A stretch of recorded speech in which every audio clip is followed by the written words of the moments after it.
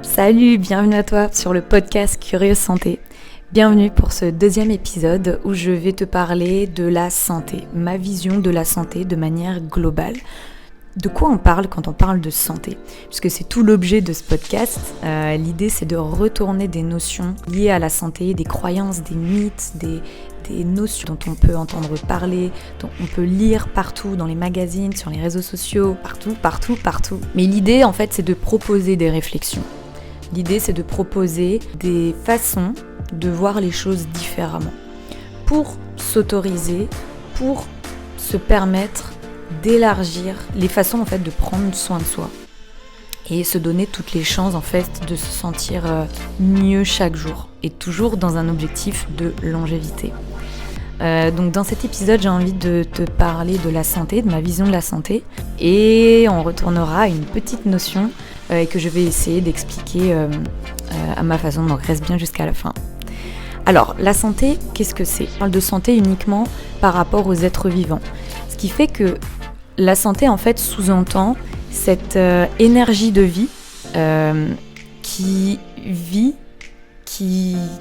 nous traverse tous en tant qu'êtres vivants. Donc, je parle d'êtres vivants comme les êtres humains, les animaux, mais aussi les plantes. Et l'idée, c'est de se dire, quand on parle de santé, c'est cette harmonie qu'il y a entre notre forme physique, notre état psycho-émotionnel et notre environnement. C'est cette cohésion, cette collaboration entre ces trois éléments pour moi, la forme physique, l'état psycho-émotionnel et l'environnement, qui font que quand ça fonctionne, ça circule bien, c'est fluide, c'est léger. Et puis il y a des fois où ça bloque. Voilà, il y a des choses dans notre environnement, le lieu où on vit, les gens qu'on fréquente, les activités qu'on pratique, que ce soit le travail, des choses qu'on nous impose, qu'on n'a pas envie de faire. Ça a un impact sur notre état psycho-émotionnel et sur notre forme physique. Et c'est à partir de ce moment-là qu'en fait, notre santé peut décliner, puisque cette harmonie est moins harmonieuse. Cette collaboration fonctionne moins bien, donc entre nous en tant qu'individus et l'environnement dans lequel on vit. Donc, à partir de là, je vais pouvoir étayer ce qu'est pour moi vraiment la santé. La santé, en fait, c'est cette capacité d'adaptation que l'on a avec notre environnement, notre capacité réactionnelle. Alors, qu'est-ce que ça veut dire ? Quand on parle de théorie de l'évolution, on parle en fait d'adaptation à l'environnement, d'adaptation aux intempéries, d'adaptation aux stimuli.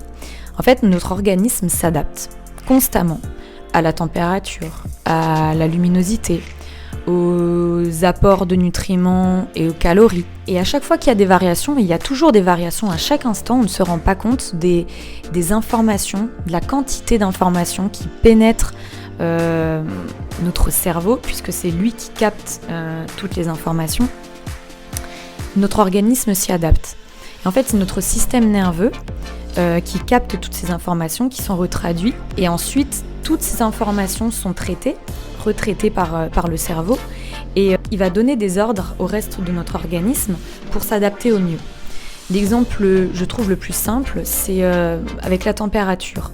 Imaginez que tu te retrouves dans un environnement extrêmement froid, tu vas commencer à avoir les poils qui s'hérissent, tu vas commencer à trembler, tes membres extérieurs vont commencer à se refroidir très très vite, tu vas commencer à avoir les lèvres bleues par exemple. Tous ces signes-là, en fait, sont le signe que ton corps s'adapte au froid, justement pour protéger les éléments vitaux, les organes vitaux. Et en fait, le premier exemple, en fait, c'est quand tu commences à avoir froid aux extrémités, c'est parce que ton sang se dirige vers les organes vitaux intérieurs. Et donc, il y a beaucoup moins de sang au niveau de la peau. Et donc, c'est pour ça que tu vas commencer à trembler pour te réchauffer. Voilà. Tout ça, ce sont des manifestations, en fait, des symptômes qui vont faire que ton corps s'adapte pour te protéger et que tu puisses survivre le plus longtemps possible. Il ne faut pas lutter, en fait, à ces symptômes-là. Ils sont là pour ta survie. Et c'est cette capacité réactionnelle qu'a justement ton corps, de par ton système nerveux, mais aussi ton système hormonal. Ils travaillent de concert l'un et l'autre pour faire fonctionner ton organisme et s'adapter constamment.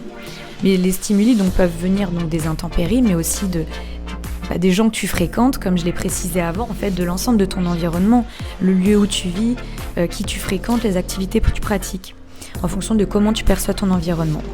Et je fais un petit aparté en parlant rapidement de l'épigénétique, justement, qui explique ce fonctionnement-là. Je ne vais pas en parler en détail ici, je l'évoque simplement, si tu vas aller faire quelques recherches avant le prochain épisode. Mais voilà, ça fait référence à l'épigénétique. Et donc, cette idée, en fait, de santé, c'est simplement cette capacité d'adaptation que tu as à ta vie quotidienne, tout simplement. C'est comment tu t'adaptes, comment tu réagis à ta vie. Du coup, l'idée que j'ai envie de retourner ici, c'est simplement que la santé, pour moi, n'est pas opposée à la maladie. En fait, pour moi, les maladies, c'est quoi ? Ce sont des symptômes, des manifestations biologiques du corps. La maladie est une adaptation biologique à notre environnement. La maladie est une solution biologique de notre organisme vis-à-vis de stress vécu au quotidien. Et donc voilà, la santé n'est pas opposée à la maladie, en fait. La santé fait partie de la maladie fait partie de la santé. C'est-à-dire que la maladie est une tentative d'adaptation à notre environnement d'une façon biologique. Et la santé, c'est cette capacité. Alors effectivement, je suis d'accord qu'il n'y a pas une question d'être d'accord ou pas, je ne pense pas qu'il y a de bonne ou de mauvaise santé. La santé, tant qu'on est vivant, existe. Il y a toujours de la santé chez n'importe quel être vivant. Simplement, il y a des niveaux de vitalité, des niveaux de capacité d'adaptation. Et on peut l'évaluer, ce niveau de vitalité, c'est ce qu'on fait en naturopathie. On évalue cette capacité-là en observant certains signes. Alors, je n'entrerai pas non plus dans les détails ici parce que ça serait trop long. Je ferai des épisodes à ce sujet-là, plus précisément. Mais pour donner un premier signe de vitalité optimale, pour moi, c'est le muscle. Parce que le muscle est la réserve d'énergie vitale par excellence. Elle contient des mitochondries qui sont là pour produire de l'énergie. Le muscle contient du glycogène qui est une réserve de glucose, donc de sucre, d'énergie également. C'est extrêmement vascularisé, donc il y a énormément de nutriments, d'oligo-éléments, etc.